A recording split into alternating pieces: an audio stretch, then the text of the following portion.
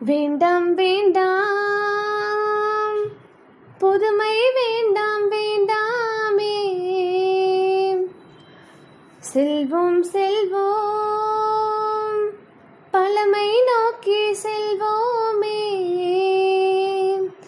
நாட்டின் விதைகளை மீட்டு எடுத்து நாடு தேசம் காத்து வளர்த்து, இயற்கை வழியில் விதைகள் விதைத்து உடலை காப்போம் முறையாய் வளர்த்து வளர்த்து வளர்த்து.